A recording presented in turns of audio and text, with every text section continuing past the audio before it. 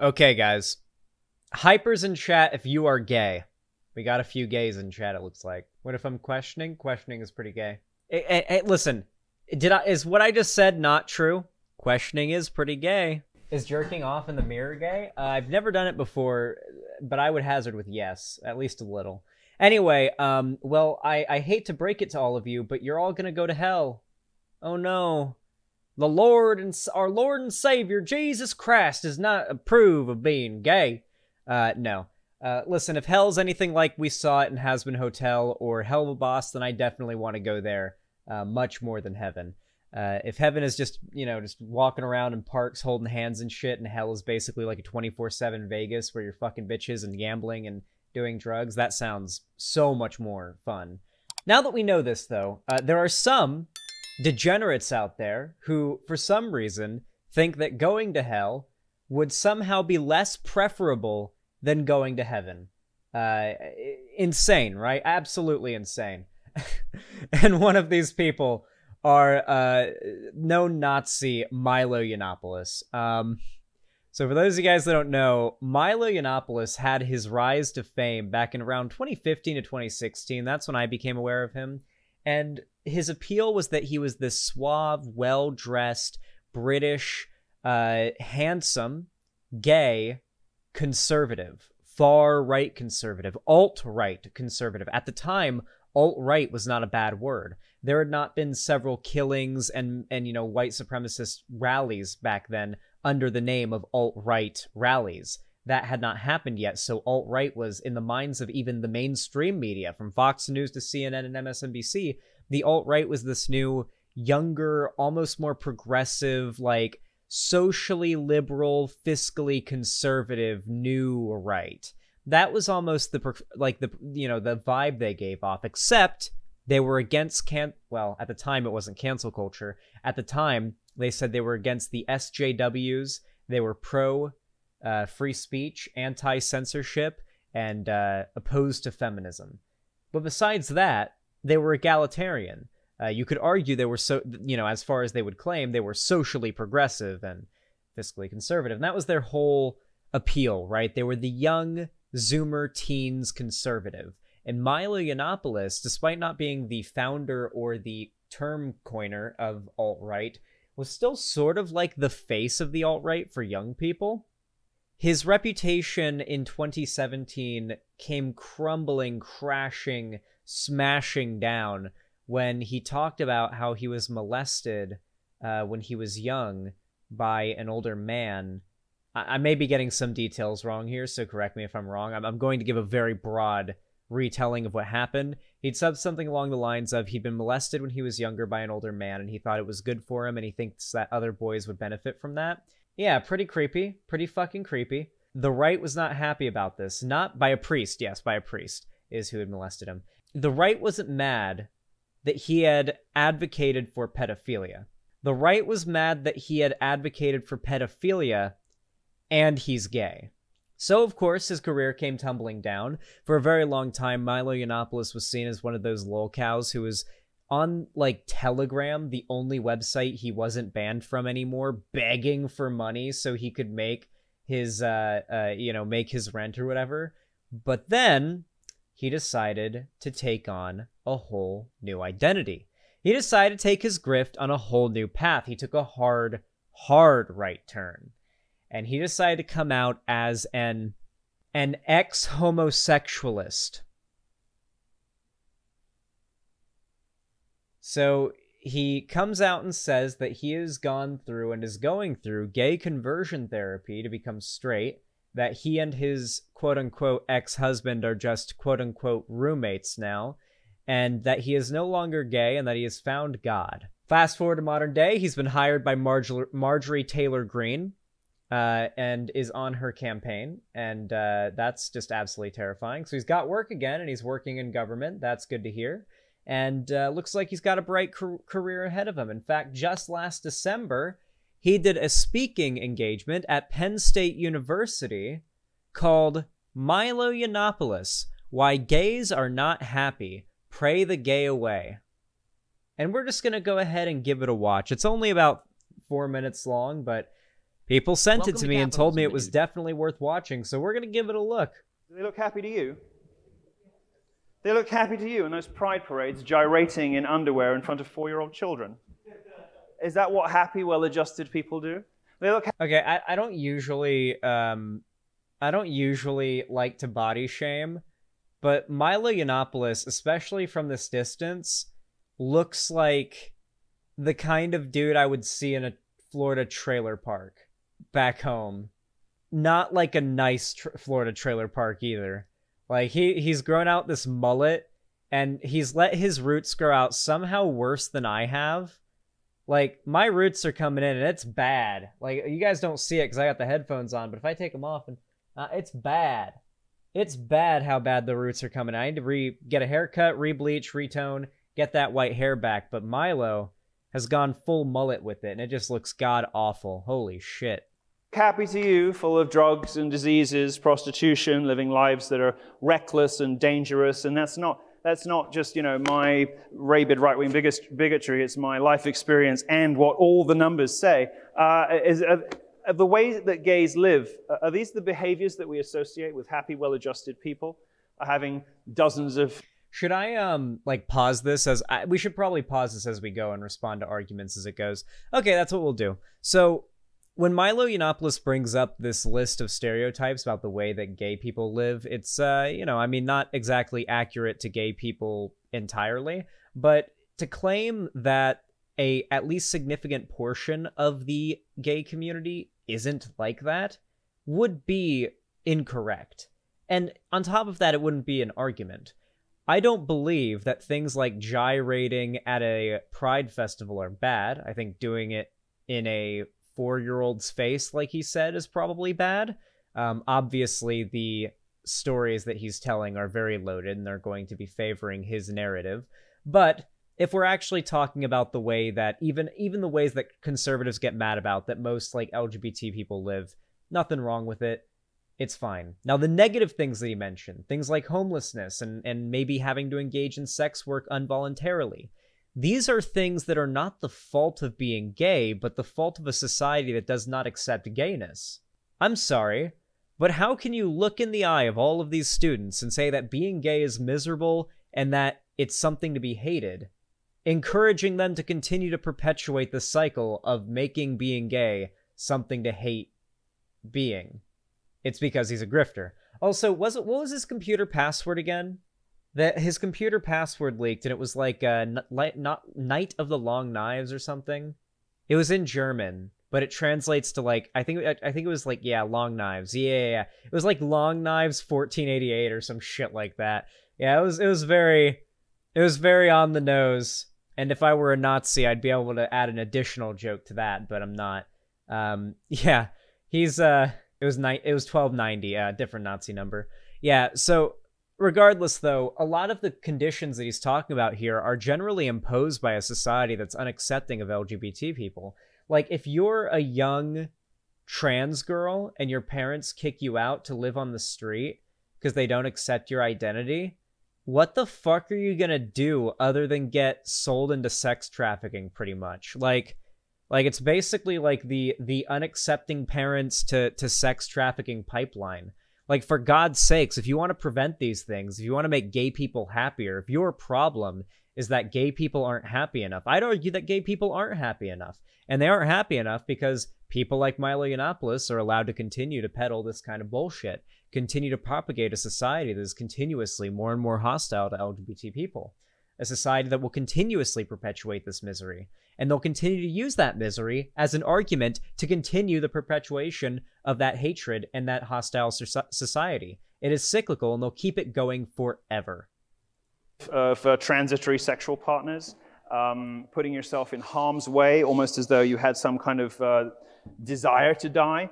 Are these the actions of happy, well-adjusted people? I look at homosexuals, I look at their pride. I don't know if he's like vague posting about a specific story or like a specific anecdote there, or if he's just rambling, but I don't understand what that was supposed to be. And I see shame. I look at the smiles on their faces and I see deep, desperate, existential misery.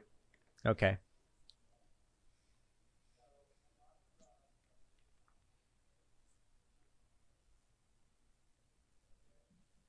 to be homos themselves.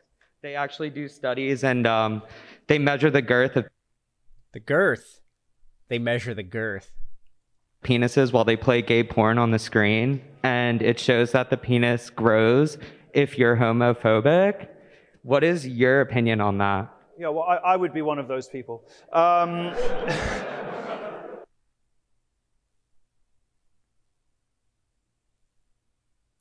Honestly, a good way to detect that. Very good way to detect that. Like, I remember I was playing Honey Pop on stream, and I was like, I had to like learn, before I could stream Honey Pop, in order to not pop a boner, I had to like go to Tibet and meet like and climb to the top of a fucking mountain and meet some monks and learn how to shed away all of my human desires so that I could play Honey Pop without getting a boner on stream. That's what I had to do before playing Honey Pop 1 and 2. Not kidding. That was the prerequisite. I think a lot of people in the room might be. I would be a homophobic person. I'm very homophobic. I was always homophobic, but I really, really hate them now. I mean, much of the reason I went straight. I will say, we are in a place that I would argue is worse than 2016 now. Remember back in like, oh yeah, by the way, this is of course uploaded by Uncensored America. Remember back in the day when, like back in 2016, Milo Yiannopoulos or figures like this would speak at college campuses, and they'd have like protesting, like there'd be people protesting it, and he'd have to be mask on about what he truly believes the entire time. And now you can just like say you want to kill trans people. You can just say you hate gay people in front at a college thing, and it's all good. Who cares? Yeah. That's fine. We'll platform that. Absolutely fine. They don't care anymore. Is just so I don't have to hang around gay people anymore. I mean, you've met them. I'd be surprised if this was actually like hosted by the college. Yes, queen. That's your whole personality, is it? I've met many gay people whose whole personality is not Yas Queen. The thing is, usually when you meet gay people that are like that, they have to tell you that they're gay or hit on you. I think that there are plenty of people. So here's the thing. Most people love their sins, right? Also, even the people I've met that are gay and do the Yas Queen thing, that is not their whole personality. That is not their whole personality by far, okay? They like Warhammer, Minecraft, thigh-high socks, cottagecore aesthetic, scented candles, weighted blankets, heating pads, and I'm sorry, that's all I've seen trans Twitter talk about. That's what I see gay Twitter talking about and loving all day. So there you go. That's my list. That's my list of what I know gay people like. See, it's not their entire personality. Most people love the stuff that gets them into trouble. They love the. Oh yeah, and the shark, the blage. Is it blaha or blage? I've never pronounced it. I've always pronounced it blaha in my head. How is it pronounced? Blage or blaha? Blahaj? It's blahaj. It's apparently blowhigh. It's blowhigh. Interesting. The A is an O. Oh, and the J is an I, so it's blowhigh. Okay, I get it. All right, blowhigh. Yeah, so the shark is called blowhigh, and the gays love it. Stuff that's killing them. Drug addicts love their drugs. I think that there are some gay people who hate their disorder because they correctly recognize it as such. Disorder. And if that manifests as homophobia, then they're doing two good things. Homophobes doing two good things. The first one is they are attacking the thing that's killing them. They are attacking their own shortcomings and their own sin. And the second of all is that they are participating in ruthless social shaming, which is the best way to get anyone to change anything. So I think that I am glad that they're masked off about it now. There's not really much I can say about this other than this is just demonic, you know? Like, being gay is some sort of disfigurement of sorts, and that social shaming of people that are gay makes people change, so it's good. They're making our job easier. That is true. I mean, to be fair, Milo Yiannopoulos has been banned off of basically everything, so he personally doesn't really have that much to lose. Maybe that's why he's so willing to be masked off. But I mean, I feel like even if you look at the modern day conservative movement right now, like even the politicians that are, you know, elected, they're willing to come out and say that gay people, trans people, just LGBT people in general are groomers and pedophiles, and that they're a danger to society. Like, they're just willing and completely comfortable coming out to say that. Something that I don't think was the case, or at the very least, if you did that back in, say, 2016, you would have been destroyed. Like, destroyed, even by, like, I think by the anti-SJW community. I even think, like, the anti-SJW community of 2016, like, most of it, like your Shuon heads and your Chris Ray guns, would have shit on anybody who said that gay people and trans people are predators or pedophiles. They would have ignored it. Most likely it wouldn't have come into their attention, and even if it did, it wouldn't have been worth talking about in their minds, but I don't think they would have agreed with it. I think they would have disliked it a lot. And I think there would have been people who called it out. There were people who called out people on the right. You know, one of my favorite anti-SJW channels, quote unquote, back in the day, nowadays he makes creepypasta videos. He goes by Clancy Pasta now, but back in the day he was Second Clancy. And he made some fucking baller videos. He was like important to my transition from my transition from from right wing to left wing, because he made videos dunking on like some of the really objectively crazy like SJW types, but he also did quite a few videos dunking on really crazy, objectively insane far right types, and he himself was left wing, and that ended up sort of being like another reminder: you can be against like those particular crazy people and still be left wing, and you can also be against the right, you know. Clancy Pasta is a name that rings a bell. Yeah, you can probably look up his channel now, Clancy Pasta, but I don't think Second Clancy is still around. Maybe it is. I can try to find it, but yeah, that was a good channel. There was some fucking poggers uploads on there. All right, let's continue this. It's double wins. So those people in those studies who you know, have arousal when they see men having sex and describe themselves as homophobes, those people should be put into a high political office. Possibly they should be president. Go ahead.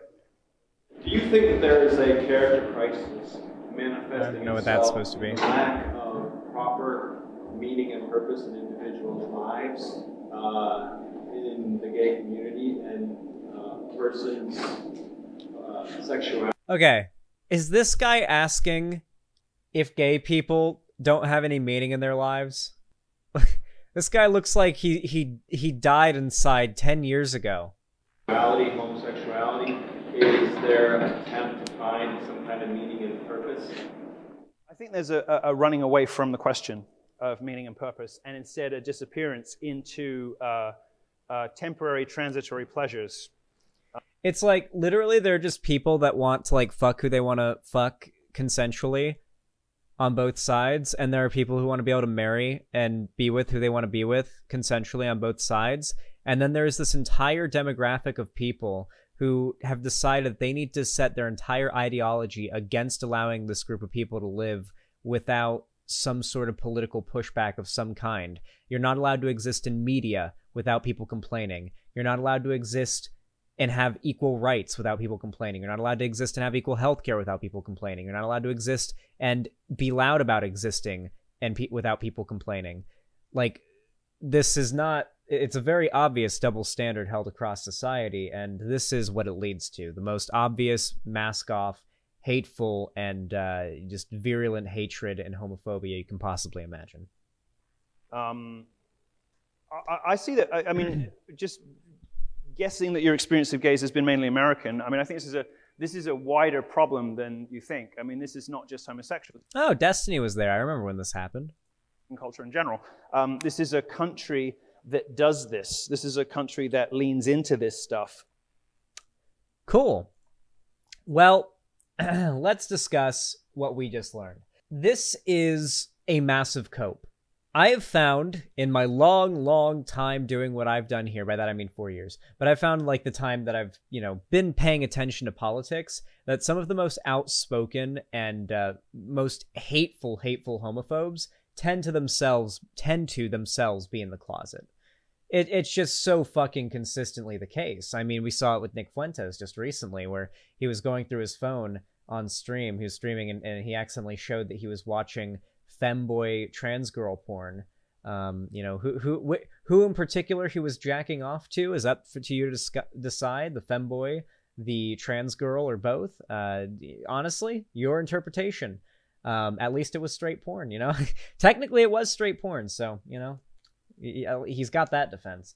But in all seriousness, it is often case those that are most virulent towards the LGBT community. They either have kinks or personal sexualities that do fall in line with that, and they are out of self-hatred compensating or overcompensating for their identity by trying to spread hatred against it. It's very common. I could go on a long list of examples. I think I'm going to go to stick with Nick Fuentes, I think is a pretty good example, but like, it's pretty common. And I feel like Milo Yiannopoulos, having publicly been known as being gay for so long, is like the perfect example of how the cope works, right? When you know for a fact beyond a fact that a like homophobe is gay, and they're trying their best to gaslight the whole world into thinking it's not the case anymore, or that they are quote unquote getting help. It's very bizarre. I saw the vid. He had to be jacking to both. They are very sexually appealing couple. Well, okay, Posadas John, I'll take your word for it. Yeah, I don't know. It's very frustrating to see, like, because at the end of the day, you almost want to feel bad, right? Like, you want to feel bad that so many of these people are so wrapped up in self-hatred that they can't be true to themselves and live the lives that, like, they, you know, otherwise would. But at the same time, it's like, someone like Milo Yiannopoulos is such a monster and uses his platform to do so much harm that you can't really make the, well, he's a victim of society argument anymore. Yeah, people like this are despicable. Definitely projection. Well, I mean, as I said before, all of that was copium, right? That's his like, oh yeah, I think a lot of homophobes are gay. You know, and he's like, yeah, he's trying to basically cope on stage about it. And ironically enough, he's exposing something that is true, that a lot of homophobes are gay. And I imagine that a lot of the straight homophobes that Milo Yiannopoulos associates with probably don't appreciate him saying that. So good. Someone called me miss at work today with my mask off. With my mask off, you repeated the same thing. That's such a big deal. It's not even particularly femme looking. I kind of just got a soft face, but it was nice. Huh. Well, that's cool. Congratulations. There's no money in being a good human being. That is true. Yeah, there is no money in being a good human being. Anyway, with all that said, if you enjoyed this segment, please consider leaving a like on the stream. It helps the channel a lot more than you even realize. Liking the video, commenting, subscribing, all those things. They're not simple, hollow shows of support to my content. YouTube does actually support my channel and push it in the algorithm when you guys engage with it. So it helps not only me, but it helps my channel, my message, and just generally it helps to get my videos in front of new people's eyes. Maybe it convinces some new people, so it's a good way to help. And it's completely free. It takes half a second, so like the stream. And of course, if you want to support me more directly and a little bit more substantially, and you've got the money for it, and you don't need it for anything else, you can always support me financially by donating, subscribing, or gifting a sub to me on my website, xanderhall.com/live. There is, of course, a link to that at the very top of the live YouTube chat and in the description of both my YouTube and Twitch streams. And of course, if you want to support me on YouTube, Twitch, Streamlabs, Stream Elements, and Patreon, that is always appreciated as well. My social medias are, of course, linked down below in the description, and have a good one.